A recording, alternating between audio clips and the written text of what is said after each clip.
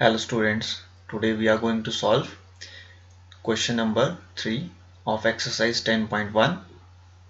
Chapter name is exponents and powers. So the first part of the third question is 3 raised to the power 0 plus 4 raised to the power minus 1 whole bracket multiply by 2 square. As you all know that any number a having raised to the power 0 is equal to 1. This is the law of exponents. ठीक है, law of exponent क्या कहता है कि अगर आपके पास कोई number a है, अगर उसकी पावर 0 है तो वो कितने के इक्वल हो जाएगा, 1 के इक्वल हो जाएगा वो number. Clear students. And second law जो है आपका वो कहता है कि any number having a as a base is having a power -1 will be equal to 1 upon a raise to the power m. अगर हमारा जो पावर है वो नेगेटिव फॉर्म में है किसी नंबर का, तो हमारे नंबर क्या हो जाता है, वो रिवर्स हो जाता है, यानी कि न्यूमरेटर से कहाँ चला जाएगा वो नंबर, डिनोमिनेटर में. सो सेम जो ये दो आपकी कंडीशंस हैं, दो आपके लॉज हैं, ये अप्लाई होंगे हमारे इस क्वेश्चन में. 3 raise to the power 0, 3 raise to the power 0 का मीनिंग है 1, क्योंकि 3 रेज टू द पावर 0 क्या है, a raise to the power 0. So a raised to the power 0 will be 1 plus 4 raised to the power minus 1. 4 raised to the power minus 1 को हम कैसे लिख सकते हैं, 1 upon 4. Clear students. क्योंकि हमें क्या करना है, नेगेटिव जो आपका पावर है उसको पॉजिटिव में कन्वर्ट करना है. तो 4 raised to the power minus 1 कितना हो जाएगा, 1 upon 4 whole bracket multiply by 2 square. अब आप जो ब्रैकेट के अंदर आपके पास टर्म्स हैं इनको सॉल्व करेंगे. कैसे करेंगे, सबसे पहले आप एलसीएम लेंगे. इसका एलसीएम कितना आएगा स्टूडेंट्स, 4 आएगा. 4 into 1 will be 4 plus 1 whole bracket multiply by 2 square. Now 4 plus 1 will be 5 divide by 4 multiply by 2 square कितना होता है स्टूडेंट्स, आपका 2 raise to the power 2 will be equal to 2 multiply by 2 which is equal to 4. 2 square कितना होता है students, हमारा 4 होता है. तो 4 को जो हम 4 से कैंसिल आउट करेंगे तो हमारे पास क्या रिजल्ट आएगा, 5. And 5 is your answer. I hope आपको क्लियर है कॉन्सेप्ट. सबसे पहले हमने क्या किया, हमने यहाँ पे जो दो लॉज थे हमारे, law of exponent and powers के, उनको डिस्कस किया यहाँ पे. ठीक है. अगर आपने लॉज को ध्यान से नहीं पढ़ा है students, power and exponent chapter के, तो आप ऊपर दिए गए आई बटन पे क्लिक कर सकते हैं. वहाँ पर मेरा एक वीडियो है, मैंने सारे के सारे लॉज और जो बेसिक्स हैं इस चैप्टर के वो मैंने सारे एक्सप्लेन किए हैं उस वीडियो में. आप ऊपर दिए गए आई बटन पे क्लिक कीजिए और उस वीडियो को देख लें पहले, तभी आप इन क्वेश्चंस को सॉल्व कर पाएंगे. क्लियर. तो सबसे पहले हमें क्या करना है, 3 रेज टू द पावर 0 को कन्वर्ट करना है किसमें, 1 में. ठीक है, क्योंकि any number having the power as 0 is known as 1. ठीक है, किसी भी नंबर का अगर पावर 0 है तो उसको क्या कहते हैं, 1 कहते हैं. ठीक है. और any number having raise to the power -1, यानी कि हमारा नंबर क्या है, उसकी पावर नेगेटिव फॉर्म में है, तो उसको कैसे कर देते हैं, हम रिवर्स कर देते हैं, यानी कि न्यूमरेटर की जो वैल्यू है वो डिनोमिनेटर में चल जाएगी. रेस्ट पार्ट जो है आपका सिंप्लीफिकेशन का है. आपको एलसीएम लेना था 4 को, उसके बाद आपको मल्टीप्लाई करना था 2 स्क्वायर को इसके साथ में. 2 स्क्वायर आपका 4 होता है, ये दोनों कैंसिल आउट हो गए और आपका रिजल्ट क्या आया, 5 आया. आई होप आपको फर्स्ट पार्ट क्लियर है थर्ड क्वेश्चन का. Now we will move on to the second part of the third question.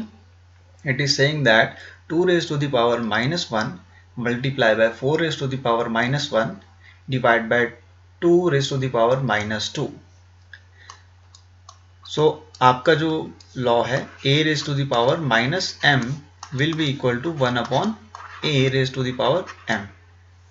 ये सेम लॉ आपका यहाँ पे अप्लाई होगा.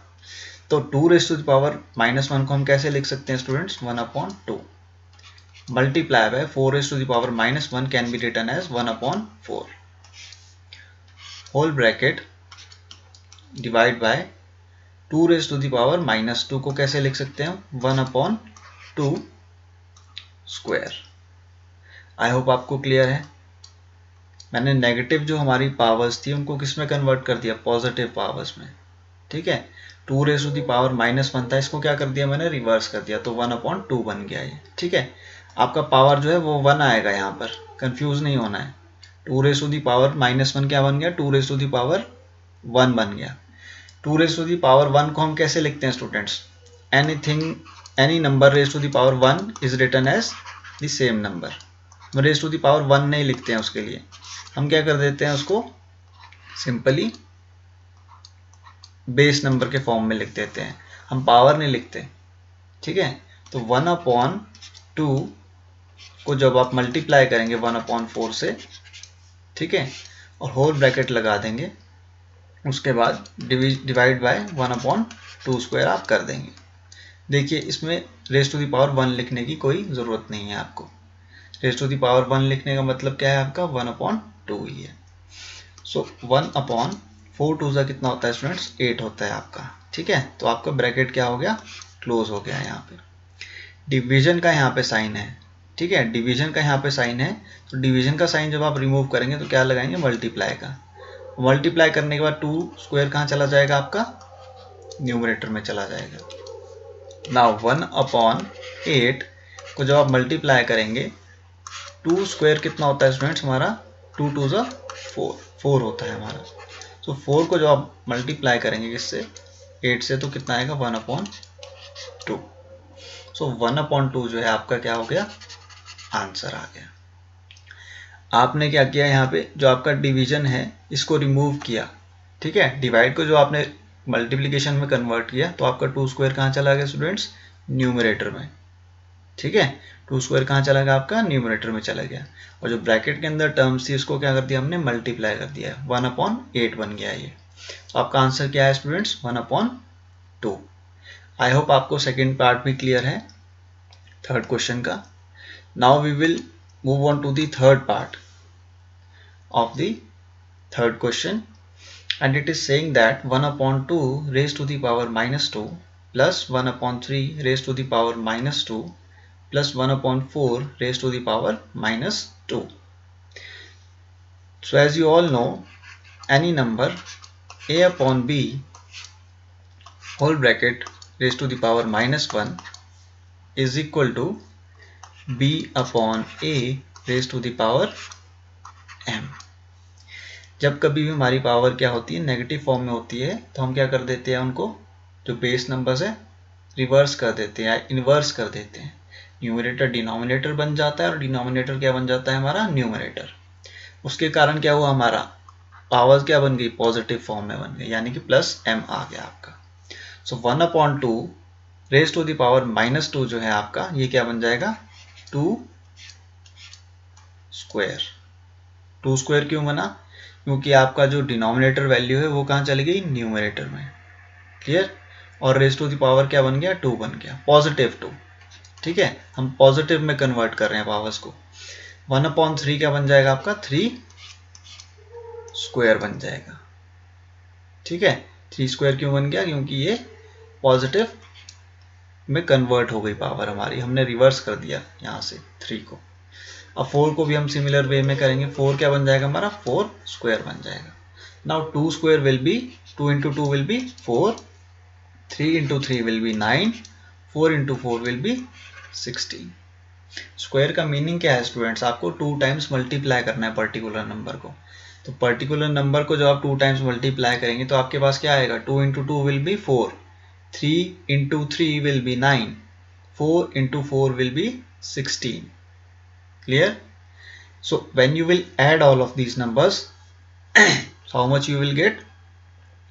16 plus 9 plus 4. 9 plus 6 will be 15. 15 plus 4 will be 19. 1 carry forward, so it will be 29. So 29 is your answer of the third question. I hope आपको clear है ये concept. हमने कुछ नहीं किया, यहाँ पे एक प्रॉपर्टी लगाई है। ठीक है, प्रॉपर्टी क्या कहती है हमारी?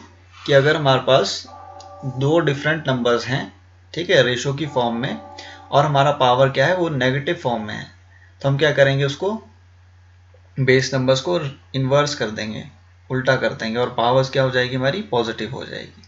यही इसमें कॉन्सेप्ट है स्टूडेंट्स, बाकी कुछ भी नहीं है। Now we will move on to the fourth part of the third question, and it is saying that 3 raised to the power minus 1 plus 4 raised to the power minus 1 plus 5 raised to the power minus 1 whole bracket 0. As you all know students, a raised to the power minus m is equal to 1 upon a raised to the power m. Clear? हमने negative जो power है हमारी उसको क्या कर दिया, positive में convert कर दिया, और रिवर्स कर दिया हमने किसको, बेस वैल्यू को। बेस वैल्यू क्या है हमारी, a है, ए हमारा कहाँ चला गया, डिनोमिनेटर में, with the positive power. Clear students? And you all know that a raise to the power 0 is equal to 1। आपके पास कोई भी नंबर है, एनी नंबर, उसकी पावर अगर 0 है तो हमारा रिजल्ट क्या आता है, 1 आता है। ठीक है, any number having the power 0 is equal to 1। So first of all हम क्या करेंगे, हम ब्रैकेट को सॉल्व करेंगे। 3 raise to the power minus 1 को हम कैसे लिख सकते हैं, 1 upon 3, plus 4 raise to the power minus 1 को हम कैसे लिख सकते हैं, 1 upon 4, 5 raise to the power minus 1 को हम कैसे लिख सकते हैं, 1 अपॉन 5, एंड होल ब्रैकेट आपका क्या लग जाएगा, 0 लग जाएगा। आप चाहें तो इसका एलसीएम भी निकाल सकते हैं स्टूडेंट्स। ठीक है, मैं आपको एलसीएम निकाल के दिखा देता हूं। कितना होगा, 3, 4 एंड 5 का एलसीएम निकाल के देखते हैं। यहाँ पर 3, 4 एंड 5 का एलसीएम देखते हैं निकाल कर। 2 से करते हैं पहले, 2 2 4, 5 अगेन 2 से, now it will cancel out with 3 and last में with 5। So 2 2 4, 4 3 12 and 12 into 5 will be 60। 12 into 5 कितना होता है स्टूडेंट्स, 60 होता है। ठीक है, तो यहाँ पे आपके पास एलसीएम क्या आया, 60 आ गया। 3 2 6 एंड 0 अप्लाई हो जाएगा। 4 1 4, 4 5 20, 15 आ जाएगा। 5 1 5, 5 2 10 हो जाएगा। रेज टू द पावर क्या है आपका, 0 ही रहेगा। Clear students? अब आप ऐड कीजिए इन नंबर्स को। 5 + 2 will be 7, 2 + 1 will be 3, 3 + 1 will be 4, so it will be 47 upon 60 raise to the power 0। आपको मैंने एक प्रॉपर्टी बताई है, प्रीवियस क्वेश्चन में भी बताया था, कि any number having raise to the power 0 is equal to 1। So यहाँ पे जब आप ब्रैकेट को भी ओपन कर लोगे, 47 रेज टू द पावर 0 लगा दोगे, 60 रेज टू द पावर आप 0 लगा देंगे, तो क्या आपके पास आंसर आएगा, 1 आएगा। क्योंकि 47 रेज टू द पावर 0 का क्या मीनिंग है, 1 है। 60 रेज टू द पावर 0 का क्या मीनिंग है, वो भी 1 है। So answer will be equal to 1। Clear students? आपको इस पार्ट से नीचे, ठीक है, यहाँ से नीचे सॉल्व करने की ज़रूरत ही नहीं थी। आपने यहीं पे देख लिया, ठीक है, ब्रैकेट के बाहर क्या लगा है हमारा, 0 लगा है। जब ब्रैकेट के बाहर हमारा 0 लगा है तो हमको सिंप्लीफिकेशन करने की कोई भी ज़रूरत नहीं थी। ये तो जस्ट मैंने आपको एक्सप्लेन करने के लिए बताया स्टूडेंट्स। ये जो आपको मैंने एक्सप्लेनेशन दी है इस स्टेप के नीचे, ठीक है, इस स्टेप के नीचे जितने भी मैंने आपको एक्सप्लेन किया है ये पार्ट, ठीक है, ये क्या है आपका, एक जस्ट आपके अंडरस्टैंडिंग के लिए है। ठीक है, आपको यहीं पे समझ जाना चाहिए था कि अगर मैं एलसीएम भी ले लूँगा इन 3 डिजिट्स का, फिर भी मेरे पास क्या है, ब्रैकेट के बाहर 0 है, और any number having raise to the power 0 will be equal to 1। तो ब्रैकेट अगर आप सॉल्व भी कर लेते, उसके बाद भी क्या है, आपको रेज टू द पावर 0 ही लगना है, और any number having raise to the power 0 is equal to 1। So आपका आंसर यहीं पे निकल जाना था। ठीक है, ये जो मैंने आपको एक्सप्लेन किया है ये आपकी अंडरस्टैंडिंग के लिए किया है, ताकि आपको समझ में आए कि ये कैसे आया 1। क्लियर? तो आपको ये लॉज जो है हमेशा ध्यान रखने हैं। ये मोस्ट इंपॉर्टेंट लॉज है आपके, ये हर एक क्वेश्चन में लगेंगे स्टूडेंट्स। ये जो आपके लॉज हैं ये सबसे इंपॉर्टेंट है, ये आपको ध्यान में रखना है हमेशा। Now we will move on to the last part of the third question, and it is saying that minus 2 upon 3 bracket close raised to the power minus 2 curly bracket raised to the power 2. So as you all know, a upon b bracket close raised to the power m curly bracket raised to the power n will be equal to a upon b bracket close m into n। जब आप bracket को remove करते हैं तो क्या हो जाते हैं, हमारे पावर्स मल्टीप्लाई हो जाते हैं students. When ever you will remove the bracket your powers will get multiplied. ये आपको पता है ना स्टूडेंट्स, ये आपका लॉ है, ठीक है, law of powers and exponents है ये, ठीक है, मोस्ट इंपॉर्टेंट लॉ है ये भी। तो आप यहाँ पे जब ब्रैकेट को रिमूव करेंगे तो आप देखिए किस तरीके से करेंगे, minus 2 upon 3 bracket close minus 2 multiply by 2 हो जाएगा यहाँ पर। क्लियर? आपने क्या कर दिया, करली ब्रैकेट को रिमूव कर दिया, और करली ब्रैकेट को रिमूव करने के बाद आपने क्या किया, मल्टीप्लाई कर दिया, ठीक है, 2 को किससे, जो आपके पास इनसाइड जो पावर है उसके साथ। अब आप इसको क्या करेंगे, माइनस 2 अपॉन 3 ब्रैकेट क्लोज 2 2 ज़ा 4, so it will be equal to minus 4. 2 into 2 will be minus 4. Now what you will do is you will apply this law. Any number a upon b having raised to the power minus m will be equal to b upon a raised to the power m. आपने जो negative power है उसको positive में convert कर दिया है। तो यहाँ पे आप जब नेगेटिव वैल्यू को पॉजिटिव में कन्वर्ट करेंगे तो कैसे करेंगे स्टूडेंट्स, 3 अपॉन माइनस 2 कर देंगे, रेज टू द पावर 4 कर लेंगे आप। आपने पावर को क्या कर दिया, पॉजिटिव फॉर्म में कन्वर्ट कर दिया। पॉजिटिव फॉर्म में कन्वर्ट करने के लिए आपने क्या किया, न्यूमरेटर वैल्यू को डिनोमिनेटर में लेकर चले गए आप, और डिनोमिनेटर को न्यूमरेटर में। Clear? Now 3 raise to the power 4 divided by minus 2 raised to the power 4, so it will be equal to 3 को आपको 4 टाइम्स अब मल्टीप्लाई करना है students. 3 multiply by 3 multiply by 3 multiply 3 divide by minus 2 multiply minus 2 minus 2 multiply by minus 2। Now when you will multiply these numbers, you have to remember that 3 multiplied by 3 will be 9, 9 3s are 27, and 27 into 3 will be equal to 81. Clear students? तो आप 4 times multiply करेंगे 3 को तो आपके पास क्या आएगा, 81 आएगा। और आपके पास जो डिनोमिनेटर वैल्यू है वो क्या है, नेगेटिव फॉर्म में है, ठीक है, डिनोमिनेटर वैल्यू किस फॉर्म में है, नेगेटिव फॉर्म में है। तो जब आप मल्टीप्लाई करेंगे 2 को 4 टाइम्स तो आपके पास कितना आएगा, सबसे पहले आप वो देखिए, 2 2 ज़ा 4, 4 2 ज़ा 8, 8 2 ज़ा 16, आपके पास वैल्यू क्या है, 16 आई।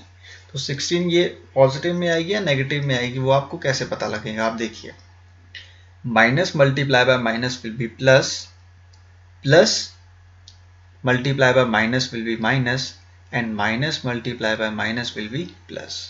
So this value will be in the positive term।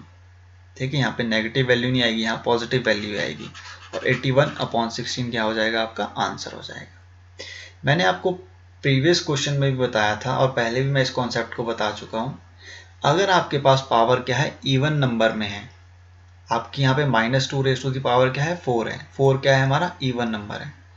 अगर हम किसी भी नेगेटिव नंबर को किसी इवन नंबर के साथ पावर में मल्टीप्लाई करते हैं तो वहाँ पास वो रिजल्ट क्या आता है, पॉजिटिव आता है, ठीक है। Minus 2 raise to the power 4 अगर आपने किया तो आपके पास क्या आएगा, रिजल्ट पॉजिटिव आएगा। Clear students? नेगेटिव वैल्यू क्या बन जाएगी, पॉजिटिव बन जाएगी। अगर आपके पास पावर जो है वो ऑड नंबर के फॉर्म में है स्टूडेंट्स, तो आपका जो रिजल्ट आएगा वो नेगेटिव आएगा।